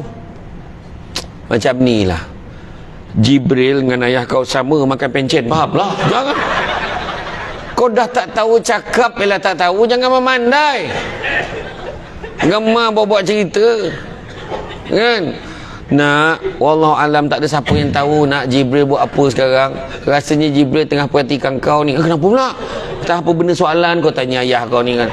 Kau pergilah belajar. Bila kau tanya soalan ni tak apa-apa ni, baik kau pergi belajar. Yelah. Berdosa kau ni. Tanya benda-benda bukan. Yelah. Tanya pun tak boleh dia tu kan. Budak sekarang. Sebab saya kata tadi kan, Tuhan tanya tentang ilmu. Kemudian yang keempat, nikmat apa? Nikmat harta. Nikmat harta pun Tuhan tanya, dari mana kita dapat harta? Ke mana kita belanjakan? Tuhan akan tanya. Jadi kalau ada orang tegur kita, alhamdulillah. Orang cakap tegur dia, engkau ni, duit kau ni cubalah kau masuk korban. Duit kau banyak, masuk korban. Contoh ada yang cakap, alhamdulillah ada orang tegur. Kau duit kau ni cubalah kau sedekah, tolong apa sih, duit kau banyak. Aku tak sedekah. Boleh, insya-Allah. Rumah mana nak sedekah tu? Macam tu. Ini tak. Duit aku sekati aku lah, apa masalah kau? Tu salah ayat tu. Siapa kata duit aku sekati aku? Tak betul. Duit bukan ikut suka kita. Nabi sebut dalam khutbah terakhir Nabi, dalam setiap harta seorang Muslim itu ada hak orang yang lain, Muslim yang lain. Sampai zakat, sedekah, tolong orang, kan? Itu maksud dia. So jangan ingat kita fikir kita je, kan? Cukai satu hal, zakat satu hal, kan? Kena bayar. Itu tanggungjawab kita. Tanggungjawab kita. Itu pertama, nikmat Tuhan akan tanya. 4 nikmat sebab kebanyakannya tak salin, jadi saya faham. Sebab zaman Nabi dulu ada seorang, nama dia Abu Hurairah. Abu Hurairah ni, dia tak payah apa, dia tu ingat dia bila Nabi sebut. Jadi siapa yang tak menyalin ni, saya anggap dia memang saudara dengan Abu Hurairah. Macam tu je lah. Macam tu. Tanya kan, macam mana, siapa ceramah Samsul Debat? Okey, ceramahnya okey. Dia cerita apa? Sama je. Dah kau tak salin, sama lah. Kan? Kemudian, yelah TikTok ada, dia kata. TikTok ada, mujur lah kalau orang ambil point tu. Kalau dia potong dekat point lain, contoh. Jadi, tak apalah, tengok balik dalam Facebook Samsul Debat, dia kata. Okey. Kemudian apa? Kedua, Tuhan akan tanya, selepas tanya nikmat, kedua Tuhan akan tanya tentang amanah. Sebesar-besar amanah sampai sekecil-kecil amanah Tuhan akan tanya. Bayangkanlah, seorang sahabat Nabi dalam peristiwa hijrah, ada seorang sahabat Nabi yang paling kaya, namanya Abdurrahman bin Auf. Abdurrahman bin Auf ni adalah merupakan sahabat Nabi antara 10 sahabat Nabi yang dijamin masuk syurga. Tapi dia adalah yang terakhir sekali masuk syurga. Kenapa? Sebab harta banyak sangat, banyak kena tanya. Jangan ingat harta yang kita ada tak jadi amanah. Amanah. Perasan tak Puan Suhaila, kita ni kan kerja government ni kan, bila kerja dah di jawatan ni kan, perasan tak almari kita dah tak muat baju tu? Perasan tak dah tak muat, dah susun baju, dah banyak baju, betul tak? Kita ni baju tudung satu wardrobe. Betul, ni termasuk saya tau. Termasuk saya. Orang perempuan dengar ni, baju kita banyak dah. Lepas tu kita nak bagi ke orang sayang sebab beli dulu mahal. Mati je kita, semua baju yang tak pakai tu semua akan dipertanggungjawabkan. Kenapa kau biarkan? Kau simpan untuk apa? Betul. Baju lelaki ke tak kisah siapa tu, sebab baju yang dah tak boleh pakai tu jangan bercerita-cerita lah nak pakai, nak kecil balik badan tu. Boleh ni kan. Sekarang triple XL. Macam mana kau yakin kau boleh jadi S? Jauh sangat cita-cita tu. Macam saya lah, hari tu PKP-nya triple XL. Ini daripada double XL ni nak jadi XL tu serik. Betul. Butang kalau pakai XL tu minta nyawa butang tu. Jadi saya dah mula sukat-sukat kan nak masuk dalam kotak, nak buat pre-love sale ke, siapa nak beli secara ni lelong-lelong ke, bagi ke orang ke, bagi rumah nak yatim ke, bagilah. Jangan biarkan baju yang memang kita dah tak pakai. Kadang, tak, nak lagi ni, tak, ni jangan. Termasuklah beg tangan yang jenama Gucci, Gucci. Mungkin semua beli yang branded, beli kat pasar malam. Alah, beli banyak-banyak walaupun murah apa, semua Tuhan akan tanya. Nampak tu? Amanahnya kena jaga. Nampaklah. Kerja kat pejabat kan, kerja kat pejabat, kita ni kerja kat pejabat kadang guna mesin photostat untuk manage mesyuarat persatuan penduduk. Mana boleh? Yang tak ada kena-kena dengan kerja. Photostat IC anak dekat pejabat, mana boleh? Mesin photostat tu guna untuk tujuan rasmi, tujuan kerja. Kalau itu pun sekecil-kecil amanah tak boleh jaga, apatah lagi sebesar-besar amanah menjaga negara. Ini tidak boleh dibiarkan. Macam tu lah ayat dia. Saya ulang. Macam tu ayat dia kalau. Macam tu lah. Ingat betul sebenarnya amanah tu. Itu sebabnya ada seorang pemimpin dulu, bayangkanlah, dia nak tanda tangan, seorang pemimpin nak tanda tangan borang orang bawah dia. Dia minta kelulusan untuk sign ni, sokongan skim pinjaman buku teks. Pemimpin ni tanya, saya tak nak sebut nama dia, ini tujuan rasmi ke, urusan pribadi? Dia tanya orang tu. Rasa-rasanya pribadi. Kalau macam tu, saya pakai pen yang ini. Pakai pen Renault. Sebab ada satu pen tu, pen mahal yang diberikan oleh kerajaan negeri untuk urusan rasmi. Bayangan untuk sign pun dipilih. Bayangan. Itu amanah nama dia. Nak tahu siapa nama dia? Waktu minum nanti baru saya cerita siapa dia. Jadi jangan ke mana-mana. Kita jumpa lagi selepas ini. Macam dalam TV. Kan? Kepada yang daripada Singapura, daripada Johor apa semua, insya-Allah kalau ada kelapangan nanti datang ke Seremban, datang ke studio Syamsul Debat, kita buat rakaman, nanti boleh dah datang tengok saya punya wawancara program. Datang. Ni akan promote lebih kurang. Ya, macam tu. Okey, jadi makna kata amanah kena jaga. Amanah ni sebesar-besar mana sampai sekecil-kecil amanah. Tu sebab nanti besok akhirat nanti kita akan dibangkitkan dengan keadaan telanjang bulat ikut amalan masing-masing. Masa tu telanjang tanpa sibuk nak tengok orang lain punya. Tu bukan Datuk Dolmat ke? Bukan, tak ada sibuk. Syamsul Debat, tak ada. Masa tu nampak kawan-kawan lari, nampak bini lari, bini nampak suami lari.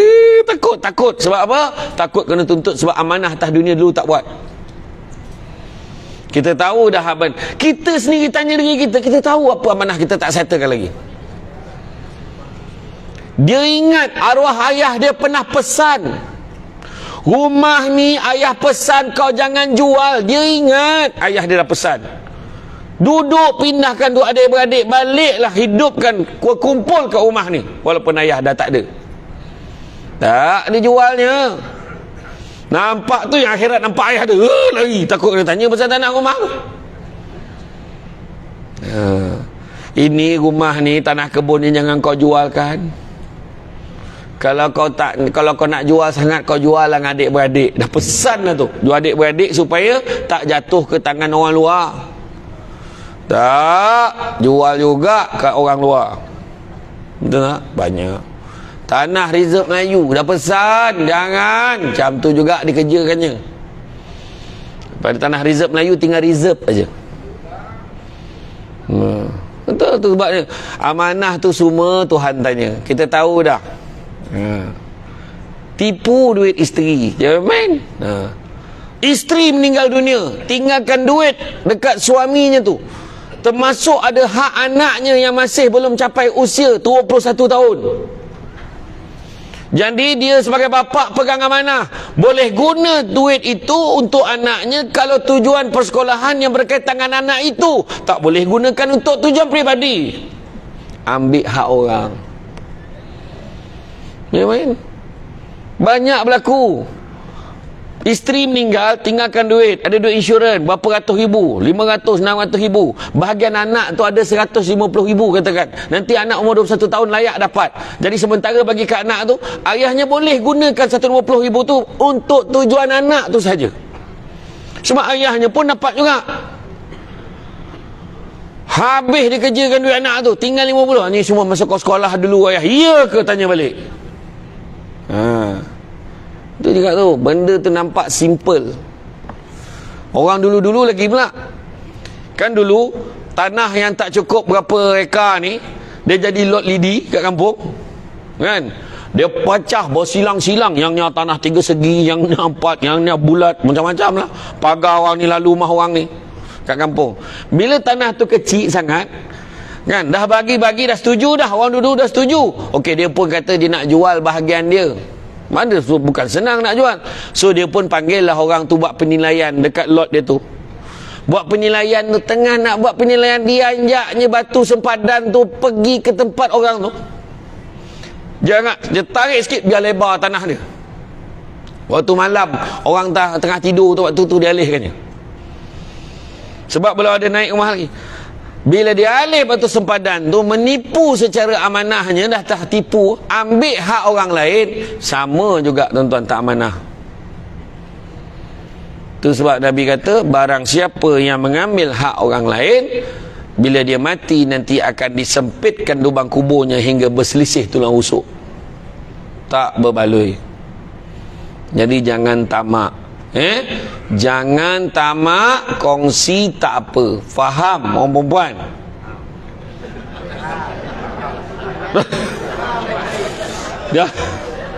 Dah maksud saya tamak, tak faham ke tak? Dia ada beza faham dengan setuju. Saya tanya faham ke tak faham? Faham, setuju tak? Tak, itu kan senang.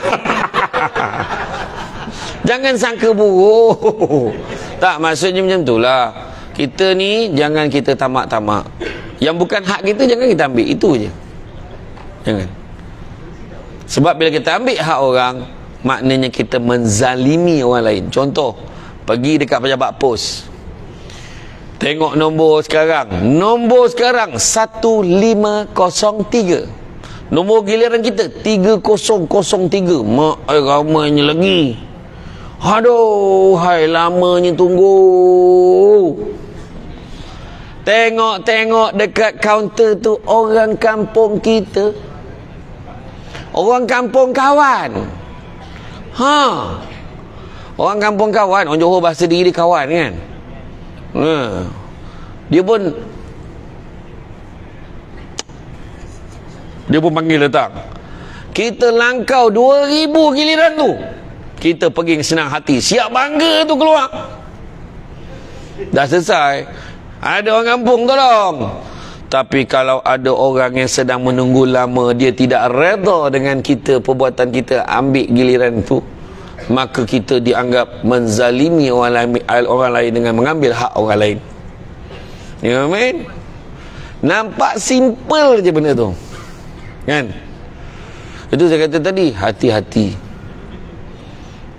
Besok tu yang Nabi kata, akan tiba masanya nanti umatku datang kepada hari akhirat membawa segala solat, puasa dan amalan-amalannya, tetapi dia muflis pahala. Muflis tu macam mana pula? Siapa yang muflis itu? Sahabat tanya. Siapa orang yang muflis ni? Orang yang mengambil hak orang lain antaranya, orang yang menzalimi orang lain antaranya, mengumpat fitnah orang pun sama, ambil hak orang lain juga. Termasuk juga siapa? Termasuk juga orang yang meminjam tapi tak nak pulang.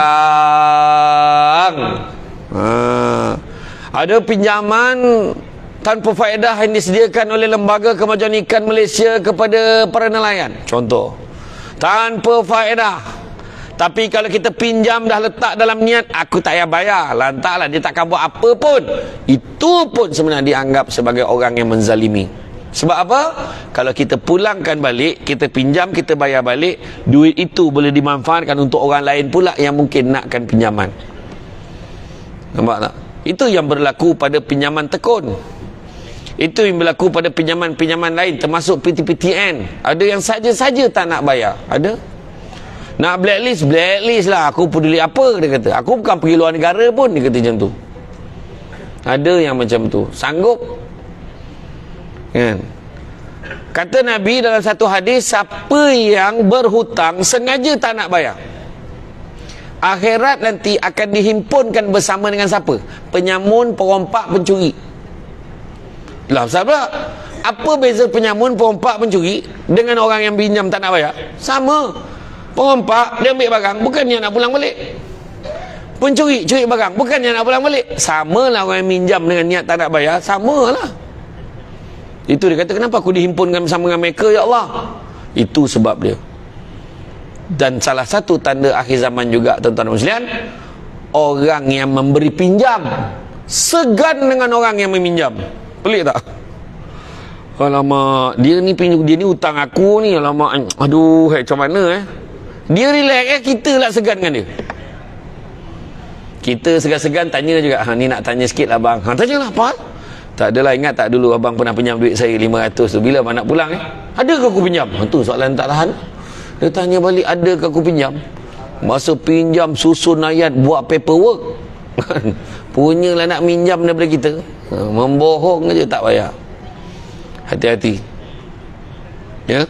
Itu sebabnya kita ni jangan kita ambil hak orang, jangan. Amanah yang kedua Tuhan akan tanya. Dan yang ketiga Tuhan akan tanya adalah silaturahim, hubungan baik satu dengan yang lain. Tuhan akan tanya. Jadi dalam bab silaturahim ni kenalah jaga. Kenalah jaga. Kita ni hidup sementara je. Kita gaduh dengan orang tak baik. Contohlah, saya gaduh dengan Puan Suhaila. Ada benda saya tak puas hati dengan Puan Suhaila. Puan Suhaila pun tak puas hati dengan saya. Tapi disebabkan hari ni kami berjumpa, saya boleh jumpa Puan Suhaila. Saya minta maaf tau kalau saya ada kutuk-kutuk ke apa, saya cakap macam-macam. Yelah, saya pun sama, saya pun macam-macam saya cakap, dan saya minta maaf tau. Contoh, saya boleh jumpa dia. Orang yang kita tengok dalam internet tu, kita tengok dalam TikTok tu, tengok dalam TV tu, kita hama, sudahlah, tak guna call back, pakai matilah kau ni memang tak guna. Dia ni kau tahu dia ni siapa? Dia ni, kita tuduhlah dia macam-macam yang kita dengar-dengar pada orang. Tak tahulah masa bila kita ada peluang minta maaf dengan dia. Itu sebab jangan buka akaun, tuan-tuan. Jangan saja-saja buka akaun dengan orang, jangan. Itu sebabnya kan rancangan hiburan hari Ahad yang pukul 11 pagi tu, adalah satu TV tu, dia cerita pasal gosip artis, cerita pasal gosip, kan? Siapa yang tengok cerita tu, lepas tu dia sebar pelakon orang, sama je dengan orang yang tadi tu. Itu sebab di Indonesia dah diharamkan dah rancangan macam tu. Sebab apa? Dia berlaga-laga kena orang. Jangan. Tu sebabnya media sosial ni kena hati-hati sikit. Masyarakat ni nak sejahtera ni, media sosial ni kena tahu guna untuk apa. Media sosial ni asal hukum ni harus boleh pakai, tak ada masalah. TikTok ke apa semua boleh pakai, tak ada masalah. Tapi pilih yang baik-baik. Jangan gunakan untuk benda tak baik. Lagi satu lagi, macam kita tengok cerita pasal artis tu kan, yang bercerai-berai tu, heboh cerita, satu dunia tahu. Masalahnya kita ni sebagai orang yang baca kena bijaksana bila baca. Jangan dia tak sangka jantan tak guna apa semua. Kita tak tahu benda tu betul tidak. Perempuan pun sama lah. Tak, kita tak tahu. Kita komen kan, sudahlah jantan tak guna, berjalan lah. Kau pergi, kau seksa dia, kau ceraikan je lah dia. Kita komen kat situ. Cara kau marah macam kau hari-hari duduk dengan orang tu. Kita tak tahu. Bila artis tu keluar daripada mahkamah, wartawan tanya, so macam mana tadi boleh tak macam mana keadaan ni tadi? Tadi dalam kes tadi apa perkembangan? Maka kita pun cakap, terima kasih buat semua yang hadir. Terima kasih semua saya minta tolong sangat. Boleh tak saya minta tolong semua doakan yang baik-baik untuk keluarga kami. Terima kasih. Assalamualaikum. Macam tu je. Tak payah kau nak luah perasaan. Saya sudah macam, saya tak tahan. Tak payah. Selagi mana belum dimuktamadkan perceraian itu, kamu berdua masih suami isteri. Apa juga yang kamu dedahkan, kamu burukkan yang satu lagi, bermakna kamu membuka aib pasangan kamu. Kamu tetap berdosa. Yang dibenarkan cerita yang buruk-buruk ni, mengadu-mengadu dekat unit runding cara atau dekat mahkamah, itu dibenarkan sebab nak dibuat keputusan. Tapi di luar saja-saja share dengan orang, jangan sekali-kali. Ingat tu. Jaga adab kita, jaga adab dan akhlak kita. Silaturahim jaga. Jadi tuan-tuan dan puan-puan dirahmati Allah sekalian, bagi mewujudkan masyarakat sejahtera, sejahterakan masyarakat sebagai pemimpin, kita di semua pemimpin, yang pertama, berlakulah jujur. Yang kedua, jagalah amanah. Yang ketiga, jaga ukhuwah antara satu dengan yang lain. Hari ni tak apa sangka, di dalam persidangan sehari kita ni, kita dapat bersahabat pula dengan sahabat-sahabat daripada Singapura, menjalinkan ikatan silaturahim. Lepas ni semua boleh bergambar kan, gambar dengan Samsul Debat, ya, insyaAllah tak ada masalah. Gambar tegak RM50, gambar rebah RM100. Yang tadi yang dah ambil, ingat-ingat sikit, belum bayar lagi tadi tu. Tak adalah. Tapi tu yang kat Mersing tu, saya camah kat Mersing, saya tak ingat siapa. Masa tu adalah YB kawasan masa tu. Dia pun ada. Lepas tu ada seorang pakcik ni, saya tak seka ada kat sini, saya tak tahulah. Dia sebab dia cakap, Ustaz, nanti saya pas kat Ustaz ikan besar, dia kata, dekat Mersing. Dia tarik saya, Ustaz, kita ambil gambar boleh? Kita selfie boleh? Boleh. Dia keluar tapak tangan dia. Tapak tangan. Saya pun pandang sana. Ustaz, saya simpan dalam hati. Falsafah, dia kata, falsafah. Dia bukan pakai handphone, dia pakai tangan. Ustaz pandang, Ustaz pandang, Ustaz. Saya pun pandang lah. Ustaz, saya simpan dalam hati. Bukan apa, Ustaz, simpan dalam handphone sampai masa kena format, Ustaz. Simpan dalam hati, ingat sampai mati. Falsafah, dia kata, falsafah. Sampai hari ni, bukan saya buat cerita tau, wallahi, saya kata, ramai orang ingat ni, saya beritahu kat semua, ramai ingat Samsul Debat ni buat cerita orang gelak ni, semua cerita dia buat nak bagi orang gelak. Sebenarnya cerita saya cerita tak ada cerita benar. Termasuk cerita Sengau yang saya bawa dulu tu saya tak nak cerita, nanti orang ingat saya mengejek orang. Tak ada, ni cerita ni dulu sebelum saya jadi Samsul Debat ni. Betul. Nantilah kemudian lah time makan kan, orang cakap kemudian. Betul. Orang ingat tu cerita bohong. 2 hari lepas saya pergi ke hotel butik dekat Kuantan. Itulah hotelnya. Orang kata saya bawa Grab tu, itulah hotel dia. Orang cakap tak percaya. Betul. Ni ingat saya ni buat cerita nak bagi orang gelak tu. Yang saya cakap yang dekat Sarawak, restoran Laksa Sarawak tu, saya keluar tu ada perempuan free hair yang bukan Islam tegur. Nak ambil gambar boleh? Boleh. Tak salah orang ke? Saya kata. Tak salah. Adiputra kan? Dia kata dekat macam tu. Orang ingat saya buat cerita. Boleh tanya tim saya. Boleh tanya tim saya masa tu. Saya kata, saya masa tu tak adalah terbawa-bawa sangat, tapi bila masuk dalam bilik air tu macam tu lah kan. Lepas tu bila dah cakap macam tu kan, saya kebetulan saya pergi makan dekat restoran Zaman Tori 2 bulan lepas kot, semoga bulan lepas. Restoran Zaman Tori dekat Kuantan. Tak tahu pula Adi Putra pun ada kat situ. Lepas tu dia bangun, dia pergi kat meja saya. Ustaz, tak tahulah saya cakap ustaz ke ustaz macam saya. Dia tegur saya tu. Boleh tanya, orang Singapura boleh tanya kat Adi Putra, betul tak dia tanya saya soalan tu. Betul, saya bukan bohong, buat cerita orang ingat dia tu buat lawak ni. Saya tak kisah orang cakap-cakap lah. Saya ni bukannya niat buat kelakar. Orang yang gelak, saya tak buat kelakar. Tak ada. Tengok ada muka, tak ada. Tengok tapi dia gelak besar. Arwah abah saya dulu pun macam tu. Dia cakap je orang gelak. Ada je benda dia cakap. Mak saya pun tu, abang tu gaut, mana boleh makan lemang-lemang ni pulut-pulut dia tak boleh makan. Arwah abah saya kata, kau tengok sikit, yang tak boleh makan pulut, lemang tak apa, dia kata. Itu jawapan abah saya tu. Kita ni anak-anak gelak aja. Abang kan gaut, yang kacang-kacang ni semua tak boleh makan ni. Ni sayur kacang panjang ni, mana boleh makan? Kau tengok balik. Kacang panjang ni sebelum masak panjang, nak masak pendek, dia kata. Nampak tu? Itulah hayat arwah abah saya. Kadang saya telefon kan, bah daripada ITM, bah duit belanja dah kering lah bah. Habis duit basah macam mana lah, dia kata tu. Saya kata abah ni, itulah abah saya. Nasib baik saya tak macam dia. Macam tu. Tak, arwah abah saya memang manusia paling kelakar lah dalam keluarga kami. Dan arwah abah saya meninggal dunia tepat usia dia pada tahun tu genap usianya 50 tahun. Arwah abah saya tak sakit apa. Hari ni demam, esok meninggal. Hari ni demam, lepas tu tengok darah dia tinggi. Doktor cek tu, dia buat lawak lagi tau. Cek darah tinggi dia. Ismail, dia punya darah tinggi lah. Dia kena masuk wad tau. Saya sibuk lah doktor, lain kali masuk wad tak boleh. Janganlah, dia kena masuk wad lah, dia katakan. Doktor Cina. Klinik Silan dekat Saman. Masuk. Lepas tu masa tu baru. Masa tu mak saya tak tahu saya kat UiTM tau. Saya lagi 2 hari nak final exam. Lepas tu apa lepas tu ayah saya cakap dengan adik saya. Adik saya hantar naik motosikal masa tu. Dia cakap dengan adik saya, cakap dengan mak bawa kain abah semua. Cakap abah kat hospital. Barulah mak saya tahu.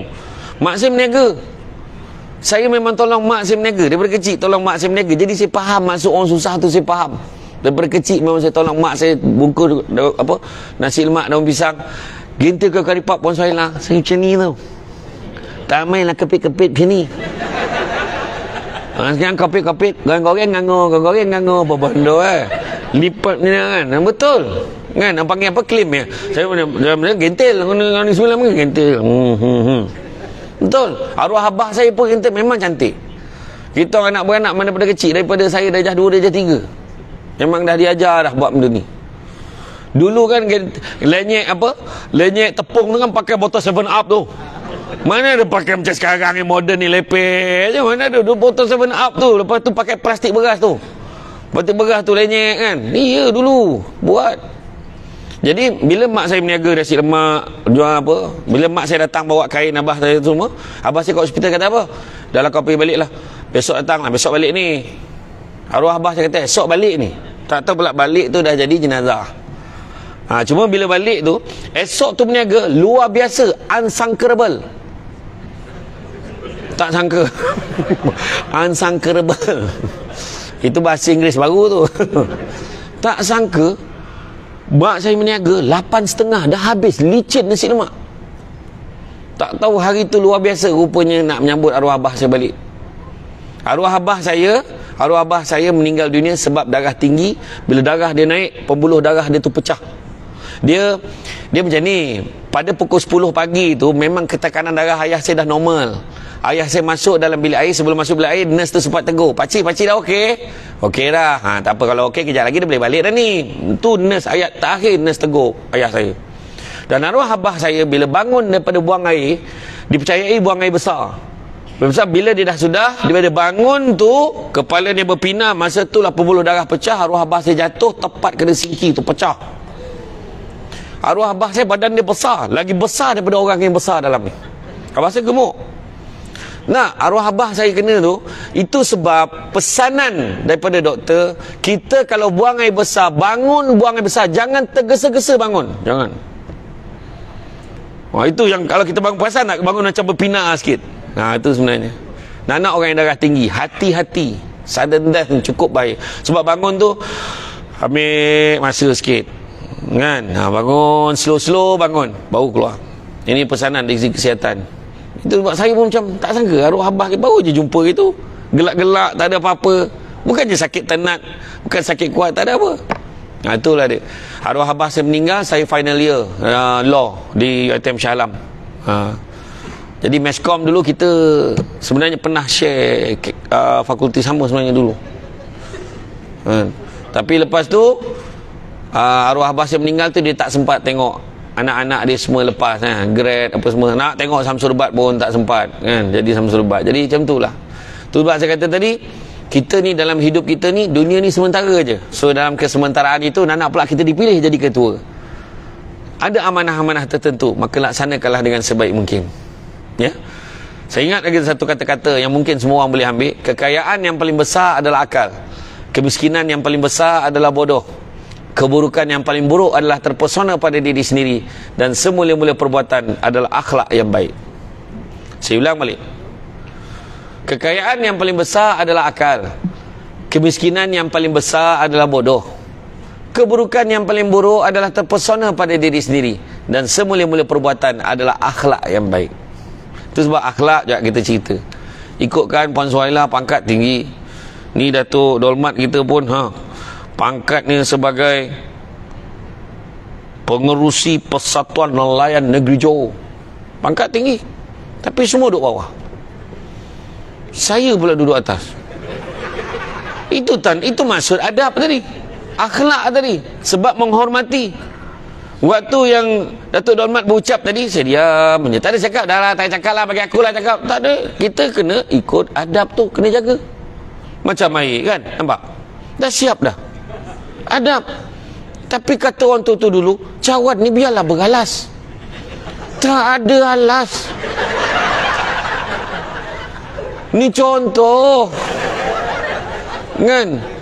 Alas ini baginya.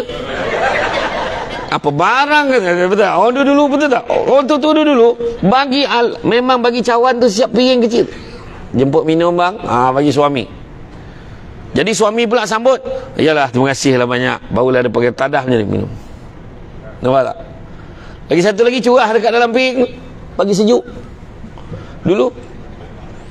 Kan? Sekarang, bang, minum bang. Kau ingat kelab malam apa? Dah lah jauh-jauh datang pada Seremban 4 jam. Mai kosong hotel kau bagi. Contoh. Sebenarnya Datuk Dolmat dah layan saya bagus dah kat bawah tadi. Macam-macam binatang hidangnya. Ayam ada, sotong ada. Sotong masak lemak cili api. Ikan kari dengan bende. Ada pula tadi daging hancur dengan apa nama tu? Kerabu. Kerabu daging tadi. Sedap betul. Kan? Macam tu lah. Maknanya dah saja yang saya cerita tadi. Segi adab tu penting. Kalau mencari pokok berbuah, pucuk elobek dahan berdaun. Kalau nak jadi insan bertuah, duduknya beradab, tegaknya bersantun. Itulah dia yang Datuk Dolmat dah buat kat saya. Nampak? Duduknya beradab, tegaknya bersantun. Dia jaga saya cukup baik. Orang hotel pun tadi, pengurus hotel rupanya, perempuan tu tadi. Ya. Siapa nama perempuan tu tadi? Ada dia bagi kad tadi. Director of Sales. Patutlah dekat parking beri. Panas-panas tunggu saya. Saya kata itu adab dengan main. Bukan sikit-sikit adab tu. Saya banyak lagi tajuk saya nak sampaikan, tapi tak sempat. Maknanya kena panggil lagi ni tu. Kalau boleh hotel lain. New York dah sudah, carilah hotel lain pula. Lepas ni ketuk kita buat program apa tu? Program tu nama dia Duo Samsul.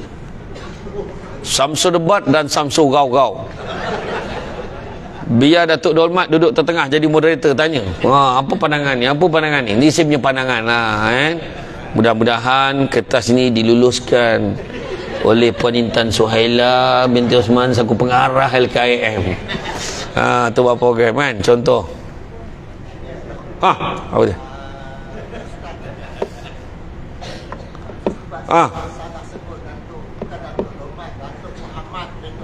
Oh ya ke? Patutlah dia macam tak bergelak tadi.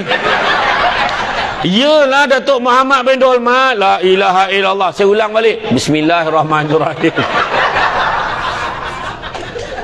Iyalah, ya Allahu Akbar. Saya tertinggal lah. Manang Dolmat aja. Tersedak. Patut dia buat saya kan. Datuk Muhammad bin Dolmat. Datuk Muhammad. Okey, terima kasih. Terima kasih kerana membetulkan. Betul. Saya pun dulu orang panggil, kenapa nama bapak dia debat kata. Itu nama gelaran, bukan nama ayah aku, dia kata. Macam itulah tuan-tuan dan puan-puan Jadi makna kata jaga adab kita. Jaga adab kita. Kan, makna kata akhlak tu kan jaga kita. Macam Nabi kita pun akhlak dia kan. Tengok macam mana dengan masyarakat yang berbangsa Yahudi pun. Macam kita jadi pemimpin, jangan ingat kita jadi pemimpin. Contohlah, saya bagi contoh. Ada orang tak faham tau. Ada seorang hamba Allah ni, bila dia diangkat menjadi menteri besar, contoh ketua menteri, tak kisahlah, dia kena ingat dia dah tak ada parti dah bila dia jadi menteri besar. Semua rakyat dia kena bagi servis. Bukan tak, dia ni parti belah sana kan, saya tak nak tolong. Oh, dia parti ni saya tak nak tolong. Tak boleh begitu. Kena faham. Takkan benda basic macam tu nak ajar kan. Lepas tu balas dendam, tak habis-habis. Ya Allah, kesian saya tengok. Kesian lah orang tu dia selama ni. Dia, betul tak saya kata, dalam pilihan raya masing-masing ada hak nak mengundi. Dia nak sokong orang ni, nak sokong orang ni. Tapi bila habis pilihan raya, semua sama. Itu sebab nama dia Menteri Besar Negeri Johor, Menteri Besar Negeri Sembilan, Menteri Besar Negeri Selangor. Dia tak ada dalam kurungan untuk parti dia saja. Tak ada. Kena faham. Takkan benda tu jadi politik tak matang semua, jangan. Tu kata kena jaga. Akhlaknya kena baik dengan semua. Macam ketua kelas. Pilih ketua kelas, ketua tingkatan 3. Kita angkat tangan, dia ramai pilih dia. Yang jadi kalah. Semua orang kena raikan dia sebagai ketua tingkatan, ketua kelas. Macam itulah maksud dia. Macam ketua kampung, kena layan semua. Tak kira lah itu orang belah sana ke belah sini, dia kena tolong, kena bantu. Itu saya kena beritahu tu, kena beritahu juga sebab ada orang yang tak sedar ni. Ada. Bila jadi wakil rakyat, kita tak boleh tu. Dia ni geng belah sana ni geng belah sini. Tak boleh. Tak boleh begitu. Tu kena faham. Jadi, tuan-tuan dan puan-puan rahmati Allah sekalian, kan, saya rasa cukuplah sekadar tu. Cara renungan pandangan tajam tu saya faham. Kan, kalau dah macam ni tu kan. Lepas tu dia kejap-kejap tengok jam. Asal saya pandang dia tengok jam. Asal saya pandang dia tengok jam. Jadi saya faham sangatlah. Lepas ni ada satu sesi yang paling penting. Itu sesi ambil gambar. Jadi yang dengan ceramah ni biasa-biasa je lagi. Ambil gambar tu jangan tak ambil gambar. Sebab tadi ada yang kata lesennya tak besar. Dia kena tunjuk ada bukti dia pergi dengar ceramah Samsul Serbat, dia kata. Jadi tuan-tuan dan puan-puan, bak kata orang, cantik dipandang rumah penghulu, kayu tu okey dari papan, alang-alang menuntut ilmu, sebutir pasir kembangkanlah menjadi intan. Budak-budak membawa galah nak menjolok buah berangan, kalau ada silap dan salah dikata tidak, dicaci jangan. Saya minta maaf pada yang berusaha Datuk Muhammad. Saya daripada awal ke sudah istiqamah menyebut Datuk Dolmat tadi tu. Ya Allahu Akbar. The JOSFA ni ringkasan untuk Johor State Fishermen Association. Okey. Tahniah lah. Agaknya Datuk dah lama jaga persatuan ni kot. Lama dah kan. Mudah-mudahan terus berkembang, terus menyuarakan hak, terus mempertahankan, bawa suara-suara nelayan-nelayan, bawa suara orang-orang susah. Sebab kita ni sebenarnya sepatutnya dah berada, ikutkan tahun 2023 ni, kereta dah ada kat langit dah ni kan. Patutnya, maksudnya kita negara maju. Bila kata negara maju, semua kos sara hidup kita dengan pendapatan patutnya mesti seimbang. Sepatutnya kita ingat dasar ekonomi baru dulu tu dah antaranya, iaitu menstabilkan, merapatkan jurang ekonomi pelbagai kaum kan, dan menyelesaikan dan menghapuskan, membasmi kemiskinan luar bandar dan juga bandar. Macam tu juga dengan dasar pembangunan nasional 1990 sampai tahun 2000. Macam tu juga wawasan 2020 dulu. Tun Dr. Mahathir membentangkan kertas kerja Malaysia melangkah ke hadapan. Itu juga target dia. Sampai Datuk Seri Najib model baru ekonomi. Macam tu juga sepatutnya.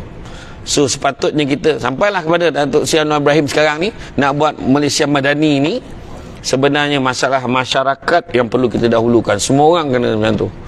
Berhenti-berhentilah politik kat luar sana. Berhenti-berhentilah. Orang susah ni, orang tengah susah.